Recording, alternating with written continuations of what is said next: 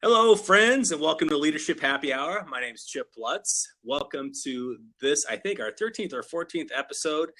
I'm the unconventional leader, and I am super excited today. And let me tell you why. My brand new friend, Jeannie Walters, is on the show. I met her a couple of weeks ago. She's the CEO, that's Chief Executive Officer. That's a pretty big title of 360 Connects. I think she's got a couple other titles too. It was like I found my long lost sister. I started talking to her. We started laughing. I, honest to God, had not laughed that hard in a long time. She is one of the few people I know that celebrates President's Day in lieu of any other holiday. I mean, that's what she takes her kids on, big vacations over President's Day. She's a big fan of George Washington, Abe Lincoln, all that. So I want to give her a big welcome and a cheers. Hello, Jeannie. Welcome to Leadership Happy Hour. Thank you. Thank you. I've got my summer drink. I'm very excited. That looks very festive. It is, isn't it? It is very festive. Thank you for noticing. Well, that's how I roll. I'm observant like that. So if you could tell everybody a little bit about what you do at 360 Connects, how you got into it, give us the hot skinny. Sure. So we focus on customer experience. And while that's a big buzzword, I've actually been looking at customer experience and helping different organizations with it since 1998, believe it or not. And what we do, our specialty is really about very qualitative, very human evaluations of the customer experience so that our clients can really make the changes to improve the experiences they offer. And the mission of my company is to create fewer ruined days for customers, because I really believe that if we just made things a little easier for people, we would all be better off. So that's my lofty mission. I'm completely with you on that. I like a good experience. And I like the whole, I think it's cool that you were into the customer experience before it was a buzzword. Yes. People had no idea what I was talking about when I used to talk about it. Now they're like, oh my gosh, I love customer experience. Yeah. And it's just become the new everything. I even wrote a blog of how it's not the new marketing, it's not the new this, it's not any of that. It's always been around. We're just now identifying it, which is good. Right. It's kind of like when I invented Post-its. I started using it. Nobody knew what I was talking about. I said, I got this little yellow thing, some sticky stuff on the back, and then, I can leave notes everywhere. And they're just like, what? And now everybody's using them, and Seriously. They have no idea. And you didn't get the patent. I mean, come on. You missed it. Yeah. It just is crazy for me. Crazy. Hey, so, on a personal level, I mean, think about what was your best customer experience? Do you have like a thing in your head that like this was the best experience ever I had as a customer? I don't know if I have the best, but there are certainly things that stand out. And one thing that I always appreciate is when you're recognized as a customer, because I think a lot of times we give our loyalty to these places and they barely notice. And one of my favorite stories was my husband and I honeymooned in Hawaii, and we stayed at the Sheraton there. And about a year and a half later, we ended up back there for a friend's wedding. And when we pulled up in our rental car, the valet came over and said, welcome back, Mr. and Mrs. Walters. And I'll never forget that, because I thought we weren't in the same car. Like, how did he do that? And I'm sure your name? He knew exactly who we were, and he welcomed us back. And that was only the second time we were at that hotel. And I think when I look back, I'm like, I'm sure there's some sort of customer service voodoo going on. Like, they have pictures in the registry and they knew we were going to check in that day, but he still made the effort to do that. And so that really stood out to me, because I think a lot of times that's all we're craving as customers, is to be recognized and for somebody to say welcome back. That's a big deal. So that stands out to me. And then digital integrated experiences are what I love now. So like, everybody brings up this brand because they're so good at it, but Amazon is freaking awesome. I mean, the way that you can do things on your phone, you can do things online in such an easy way. And then when things show up, they're exactly what you expect. And if not, they have all these ways of getting what you want. It's a really well-oiled machine, and it really is focused on what do customers want next instead of what are we capable of delivering, which is a big deal. Interesting. Now, I stayed at that same Sheraton in Hawaii. Yeah. A couple of times, and they didn't remember me. So perhaps you're just more memorable than I am. Or Maybe. maybe they like had my picture on the roster and they're like, oh crap, Lutz is back. But let's pretend like we don't know him, and maybe he won't come back a third time. There you go. Maybe it was a different kind of customer experience strategy. But actually, with that hotel, it's funny because I remember when we stayed there. It's they just they're renovating the 2 floors in between the floor that I was on, a higher floor, and we didn't have any hot water. Oh no. Well, yeah, it was funny because what had to happen was because it ran from a further down. And I'm not bagging on Sheraton. It was just interesting because it's like they had to run through those floors where they didn't like nothing was going on. So I literally would have to have the water on for 45 minutes before I would get hot water. And so I called them and they're like, well, they said, we'll come up and, get your stuff. We'll move you right away, whatever you want. But honestly, my view was so awesome. I didn't mind taking cold showers. That was my customer experience right there. I was like, you know what? I'm good. I'll just stay here because like I had the absolute best view. And they could have probably given me the same view, but I was I'm kind of lazy and I didn't really want to move. I've had that happen too. You get settled in, you got your stuff. I've got to pack again and move. Yeah, no. So much of a pain, Inherently, I'm just kind of lazy, and I'm just like, I can suffer a little bit. I dealt with like community showers in the Navy, showering with like 50 other guys, and not a lot of hot water. Yeah, this is luxury compared to that, right? Yeah. That wasn't a good customer experience, by the way. No. No, I would agree with you. I would say that there were things that they could have done differently. Yes. It might have been for some guys, showering with everybody, but for me, it was just like, I would have preferred, a semi-private stall. I'm just throwing that out there. Wow. Navy, are you listening? Your customer experience needs work. I think that they probably have listened. I think things are a little different now than they used to be. I'm kind of ancient in some ways. In Navy terms, I'm kind of ancient because it's like I was thinking about it the other day. Was my 30th anniversary for my first day in boot camp. Wow! I know. Wow! Congratulations! That's a long time. I don't know what I'm congratulating, except that it's a long time. Thanks for good job on being on the earth, Chip. Nice. Way to go. Oh, it's funny. Because I was reading an article the other day. It was posted by a mutual friend of ours from something Southwest Airlines did, for a lady that was on a flight. You probably saw the article. The plane was already taxiing out. They pulled the plane around, met her at the gate. Their son had gone into been in an auto accident, gone into a coma. They had already pre-booked her flight to Denver. Took care of her as far as a private room, flights, something to eat. Then gave her a follow-up call several days later to see how her son was doing. And I was thinking when I was reading that, because I knew that we would be talking about the whole customer experience. And I was like, I don't fly Southwest all the time, but just even reading that made me want to fly them more. Yep, that's exactly right. And they're a great example too. And they're always brought up because it's their entire philosophy. It's really about service. And a couple years ago, I did a blog post about mission statements.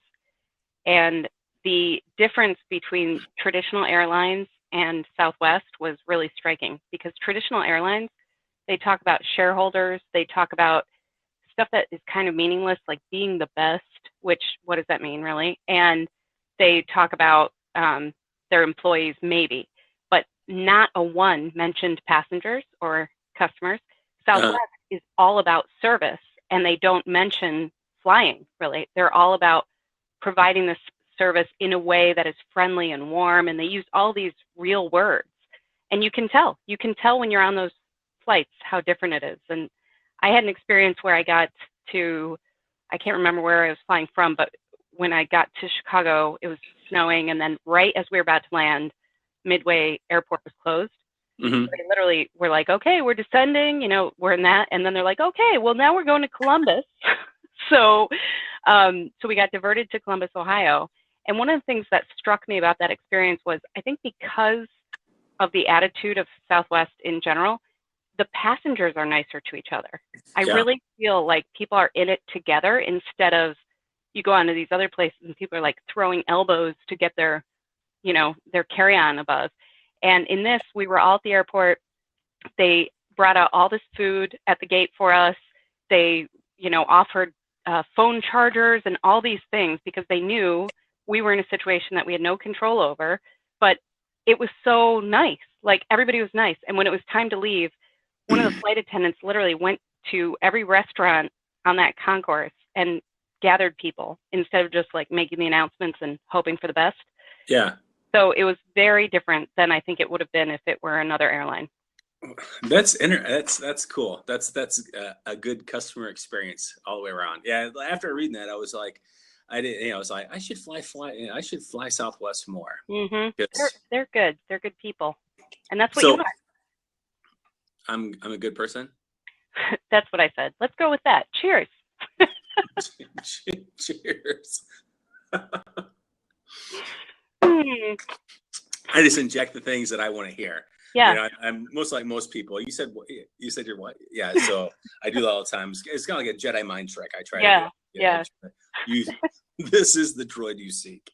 So I want to shift right a little bit because obviously I'm a leadership guy. I'm a firm believer that, leadership sets the tone and the pace, for most things in an organization that, you'd mentioned like the overall mission and values. I think that, having them on a placard for people to read is one thing, but actually living them and epitomizing them is something completely different.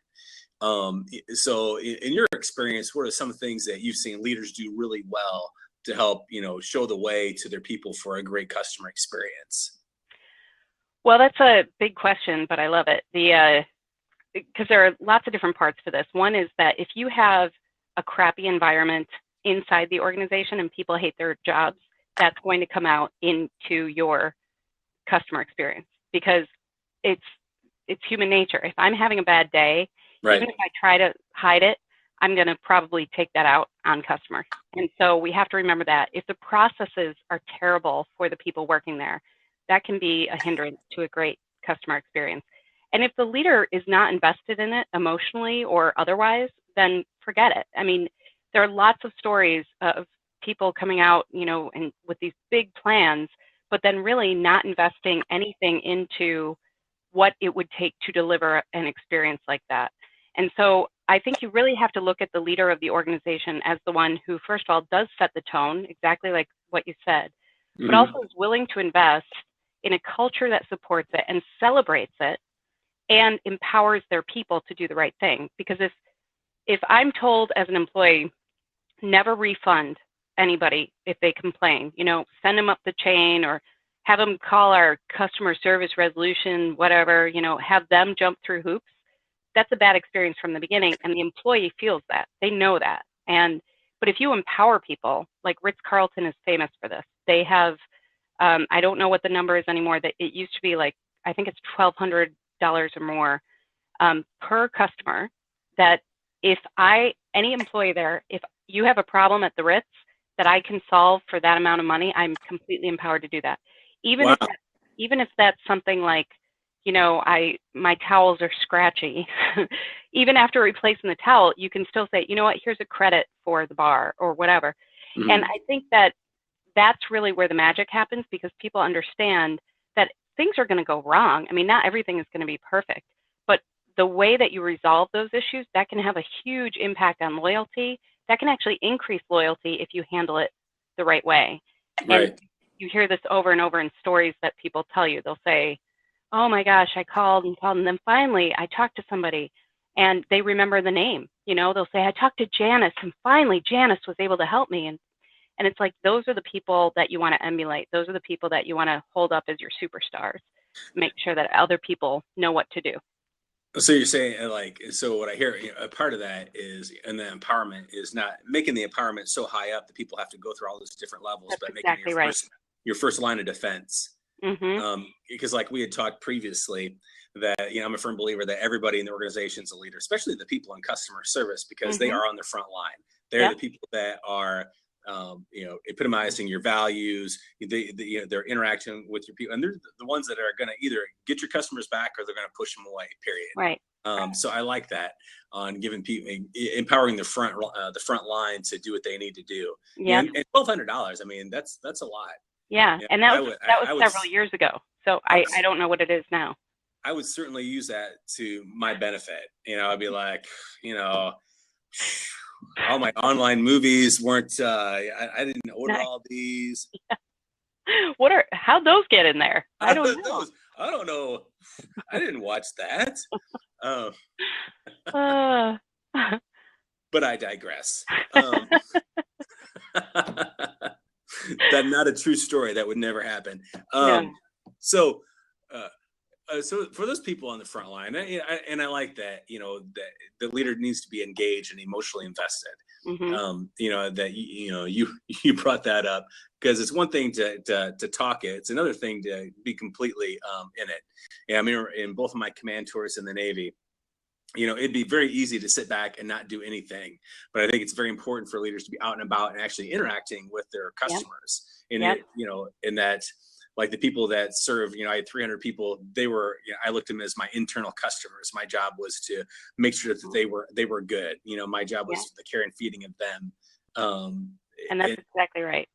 And if I didn't do that, then they would feel kind of disenfranchised, and they're not going to do what they need, to do in their jobs. And I think that sometimes that's a piece that is missing in the overall experience, in my humble opinion. And I would just add to that a lot of times when I'm like called in to work with these executive teams, the first question I ask is, when was the last time you actually talked to a customer? And it's amazing. It's amazing how many executives have been so far removed from the customer themselves that they haven't actually talked to a customer in years or maybe ever. And seriously? Yeah.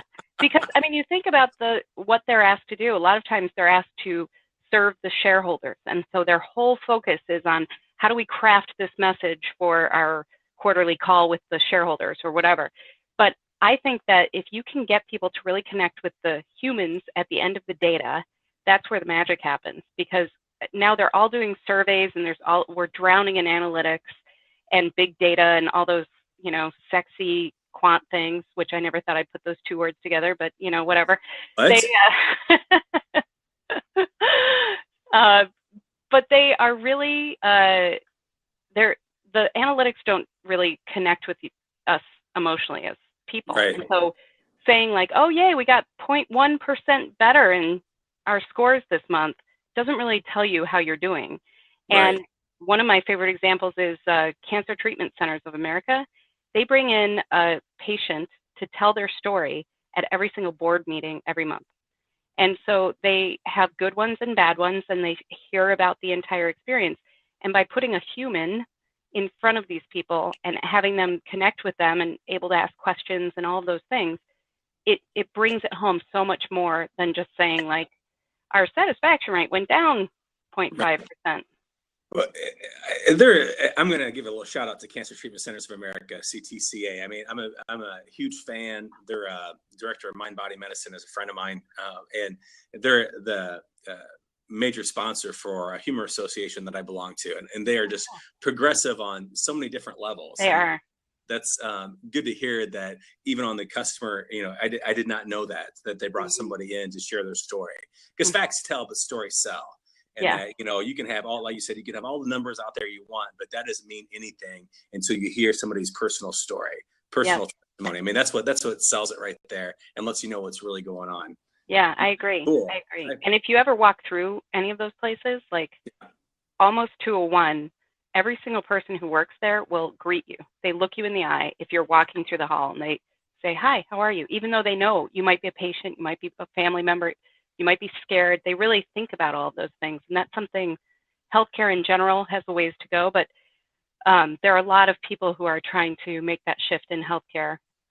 Cleveland Clinic is doing some amazing things, and they're really thinking about patient experience in this totally different way.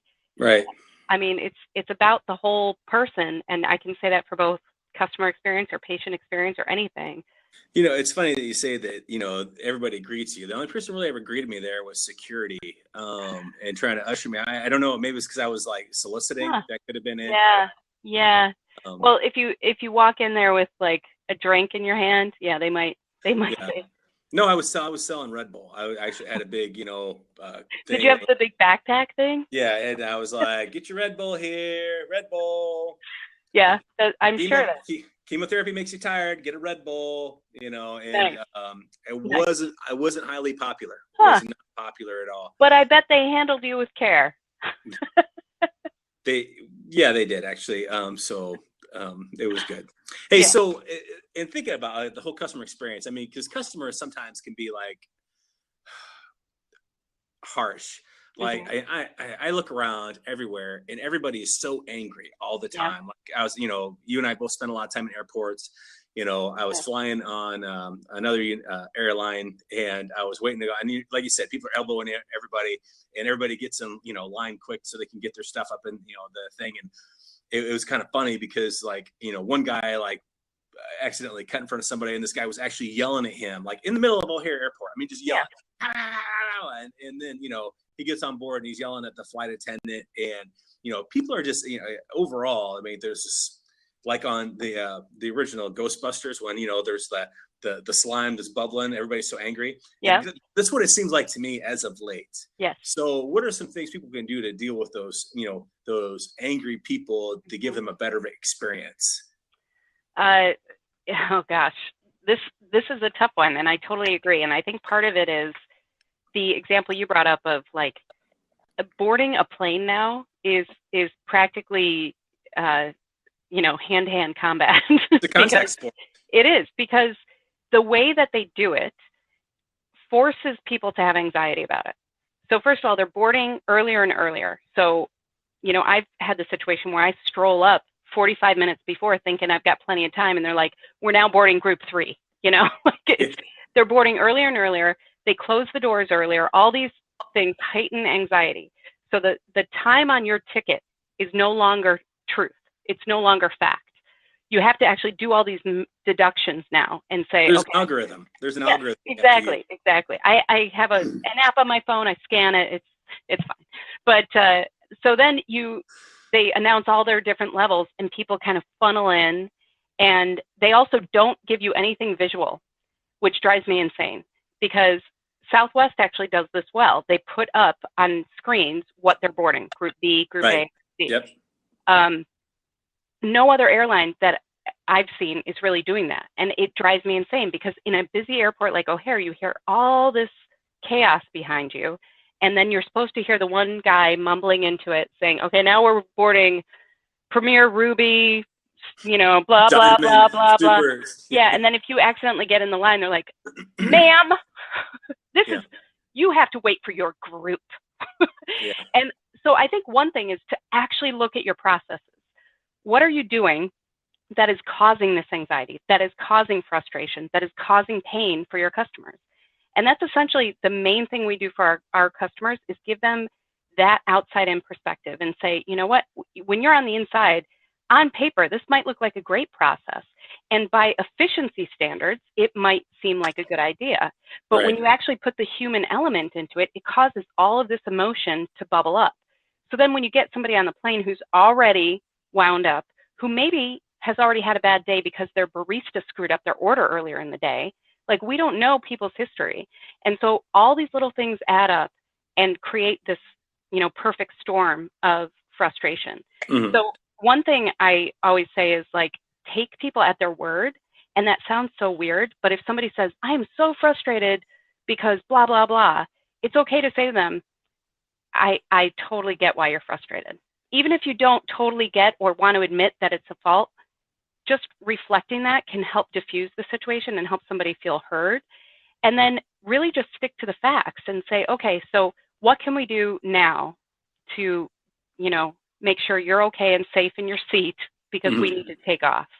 And if they can't give you an answer, if they just want to, vent, well, we need this to happen in order for this to happen. And really just kind of stick to the script of your emotions have to stay in check because they're going to reflect you. Right. And it's okay to resolve something that isn't necessarily a problem, because sometimes what I see is people go, well, that's just the way it is, or that's our process, and they start getting really defensive about it. Who cares? Like, tell them that, you know what, I understand you're frustrated. That's happening. That's a fact. Right. So what can we do about that right now? And that's the example from Southwest that I brought up. Like, those attendants were so in tune with keeping it light, keeping it friendly, keeping us aware of what was happening, that I think it diffused everybody, where it could have been a really angry situation.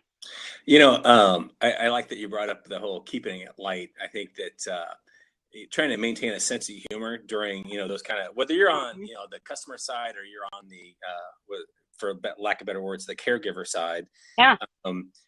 Having that sense of humor, helping people maybe see the humor and Yeah. or not laugh at them, but trying to help Right. them see the humor in the situation makes a bit Oh yeah. makes a big difference. Like not just to be focusing on all airlines, but something we have in common. So I had to fly Spirit someplace, and Spirit, quite honestly, is pardon the expression, the a-hole of all airlines. I mean, they are.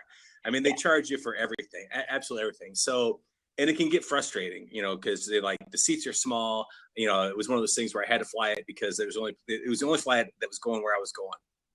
So, and I'm so curious where that would be, where only Spirit would go.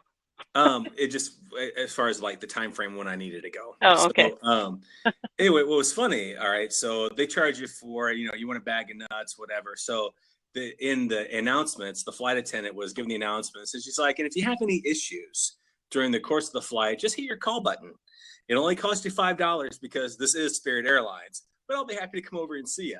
And I just busted up laughing because, I mean, everybody gets frustrated. It's like, oh, I got to pay $2 for a Coke, and everywhere Right. other airlines it's free. But she used a little bit of humor to, diffuse that. It's like, oh, well, it's not as bad because, they know it's like this. Yes. But, they can laugh at it, so I can laugh at it as well. Yes. Because it was pretty funny. Yeah. Well, and I think that goes to expectations too, because essentially the feeling we have about a brand is all about, did they meet or exceed our expectations, or did they fall short? Mm-hmm. And that's why when you walk into Walmart, you don't look around like, oh, where's the piano player? They have one at Nordstrom, like, I don't understand what's happening, because the expectation is there. Sorry, that's just so funny to me, because the person that would be playing at Walmart would be like from Monty Python's Flying Circus, sitting there naked, like. Isn't it awfully nice? Oh, sorry, I'll stop. Hello, Governor. Yes, something like that, and it would be on like a Fisher Price piano, not a baby grand. But still, it's really all about expectations, and so I think Spirit has come under fire because a lot of times they don't do a good job setting those expectations. They actually use it as a way to get money, frankly. Oh, you didn't know you have to pay for a carry-on bag. Well, sucks to be you, but you're still getting on the plane, so are you going to pay or not? Yeah. And so that's what, when you read the reviews of those, people say that over and over. I thought it was going to be $50, but it ended up being, $200. It'd be like $5,000. Yeah, exactly. They charged me for the toilet paper. It would not surprise me. Yeah, exactly. It would not surprise me. But I think that's what we have to keep in mind when we're designing these experiences for our organizations too, is what expectations are we setting? And when it comes to customer service, like with salespeople and folks B2B, they love to say, okay, I'll get back to you soon. Okay, what does soon mean? Does it mean an hour, or does it mean 2 days? And they get themselves in trouble by using words that they're not matching expectations with who they're talking to. And so they're immediately disappointing them. So it's really important to think about the words we use as well.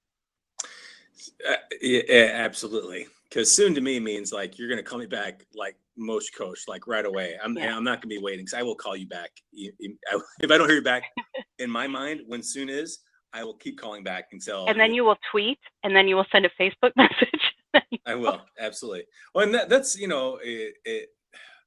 companies are so much more accessible now than they ever have been. So it's, it's a different dynamic for customers and having a voice and almost be able to, voice their lack of a great customer experience. So people can hear about it. I mean, I look at the customer experience as that, pretty much like I look at anything. I would want to make sure that I give the experience like I would want the experience. Like if I was on the opposite end, how would I want that to go? Yeah. And that's how I would, treat those people as much as possible. Mm-hmm. Unless somebody's just a jackass, and then, screw it. Then all bets are off. All bets are off. Here's your experience, Pally. Yes. We're going to rumble. Well, I mean, it's a fair point, though, because as an organization, you have to stand behind your employees when they're being mistreated. And you have to make sure that you have boundaries that, you say to a customer, you know what, your business is not worth it to us. And that's a really hard line in the sand to draw for some organizations, but you need to protect your people. And I think everybody understands that too. But you just need to make sure that you understand what the actual situation is, because sometimes, there's my side, your side, and the truth. And you need to figure out. My side's always right. Right. That's what we tell our leaders. Whatever you think, that's the truth. It is. It's not easy living up here because I have so much truth going on. I mean, honestly, it's like truthiness all over the place. It is crazy. All right, so here, it just look into like three big tangibles that three big pieces of advice you would give leaders on helping to create a better customer experience. What would you like, the big three, or Jeannie's big three? Number one is know what your customer experience mission is. And I say that because a lot of mission statements do not actually address that at all. So if you don't know what kind of experience you're trying to deliver, it's impossible to deliver a good one. Nice. So make sure you have a mission. And I always invite people to join me on hours of creating fewer ruined days for customers. Not everything has to be a wow. It just has to not be crappy. That's our mission statement.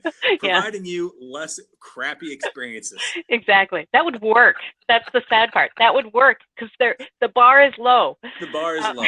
I've had so many cold fries, I just don't care anymore. There you go. So yeah, we will heat up your fries. How's that? Yeah. So that's number one, because that can drive everything as far as change within the organization.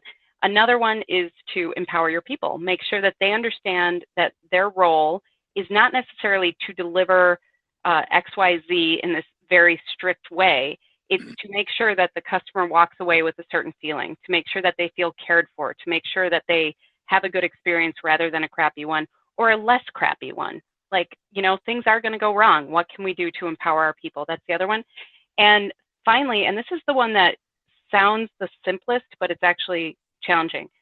Stay on top of your current customer experience and your competitors' customer experience, because we're in a different world than we were like a decade ago, where we're not really loyal to brands anymore. So if somebody comes along and says, hello, over here, we've got a better experience, we are very willing as customers to jump ship. And places like Amazon and Southwest and Zappos and all these companies that are always held up, they are actually setting expectations for your business, whether or not you're in that industry. Because as customers, we now expect, why can't I get free shipping all the time? Yeah. Why can't I get something delivered to my house in 2 hours? Why can't things work beautifully digitally? All of these things that we now expect. If you're not delivering that in your organization, then you're missing out, and your customers will look for who is doing that. And staying on top of your own customer experience is challenging, because when you're on the inside and you're working on these little projects, you can really lose sight of what the big thing is. So make sure that you're always on top of that. That's all really good, solid advice. It's no wonder you're the CEO. That's good stuff right there. Thank you. Chief Experience Officer. Boom. Is that what it is?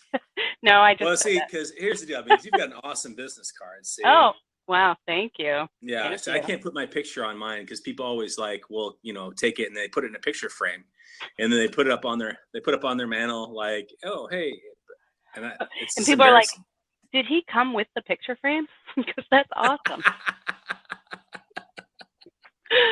That's what you should do. Cheers to that. Yep, absolutely. Cheers. Yes. That's so funny. I actually have a picture on my desk. I have a picture on my desk of this man. I don't even know who he is. I found this. It's an antique picture. On the inside, it says Captain Harrison, but he just has this really mean look on his face, and it's just black and white. So he's sitting there like. And so I look at it, and every time I look at it, I think he's telling me, "All right, get to work, Lutz." That's my motivation every day.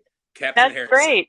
And we made up a sales guy. I worked with my brother for 12 years, and we had a firm, and we made up the sales guy named Rutherford. And so if salespeople would call in, we'd say, Rutherford's not here because, but we put a profile of him on the website for a while, and we found like a really cheesy picture of a guy like leaning over with a pipe. And we talked about how he was always on the road closing deals. So sometimes I think of Rutherford when I have to like get ready to do business development calls or something. I'm like, come on, just channel Rutherford. Channel Rutherford. That's what I think. Good old Captain Harrison. There you go. Remind me to get to work every day. All right. Well, look, you have like such a big brain. I'm just like blown away at all of it. I can't even wear hats. It's so big. Well, I'm serious though. I mean, really great stuff. And, some of it is I don't want to sound, simple enough that you think, I should have been thinking about that the whole time. I mean, that's just, that's good stuff. Why aren't companies doing that? So it's all really good. Simple. Yeah, it is. And that's what I always say. It's like, none of this is rocket science, but at the same time, we're not transplanting brains here, people. No, but it's really easy not to do. Exactly.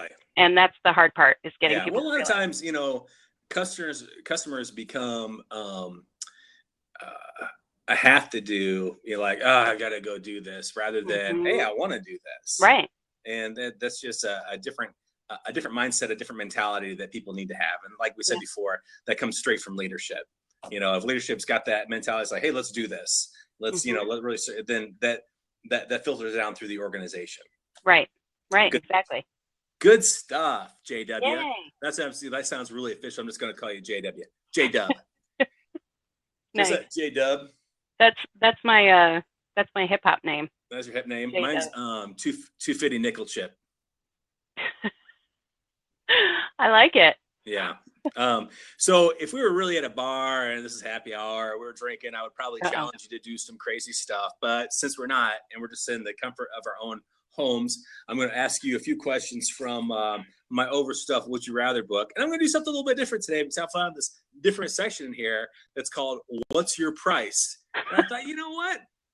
That sounds like a lot of fun. Uh-oh. So I'm going to ask you a few questions, J-Dub, and you just answer. All right. As honest as you want to answer. I'm going to have a little more liquid courage here. All right. Take a big drink. I will as well. Cheers. All right.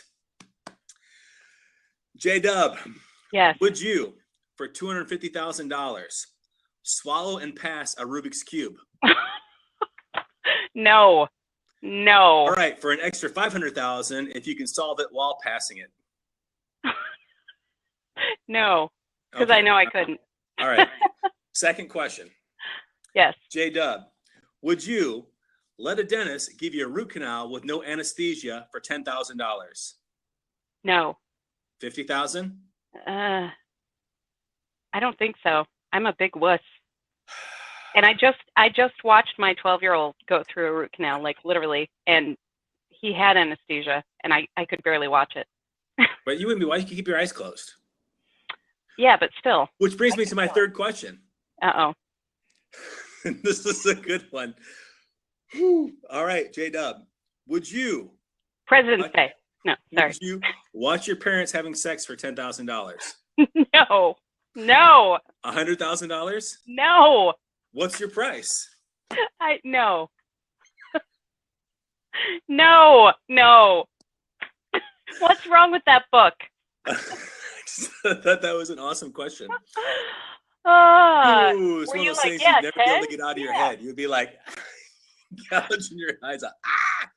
Anyway, I really appreciate you being on the show. I have so much fun when I'm with you. You just made me laugh, and you're so smart, and it just is so in tune with things that need to be done.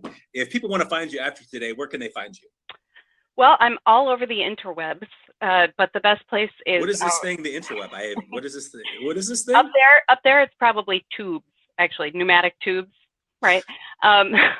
So the best place is my website, which is my company name, 360 CONNEXT 360 Connect. I'm also on Twitter at Jeannie CW and LinkedIn and all sorts of places. And we do free webinars at cxwebinar.com. Really? What are those webinars about? Customer experience stuff. That's what I would guess. Nice, sticking on brand. That's awesome. You'd be like, oh, we're having one next week on basket weaving. Yeah. Just to Pokemon provide Go, a things different like that. customer experience. I named my drink because I made this drink up. So I named it CX by the beach. How's that? CX by the beach. Well, like I said, I really appreciate you being with me today and spending a little time sharing your This was experience, fun. your experience on experiences with me Nice. today. And for those of you listening, my name is Chip Lutz. You can find me at unconventionalleader.com. You can go there, sign up for my newsletter, get a free ebook, hang out, watch some videos, whatever, or go to Leadership Happy Hour and check out past episodes. So again, thank you very much, Jeannie, for being with me. Cheers to you. Cheers. Thank you for having me. Thank you. All right, I'm going to sign off now. Bye-bye. Bye.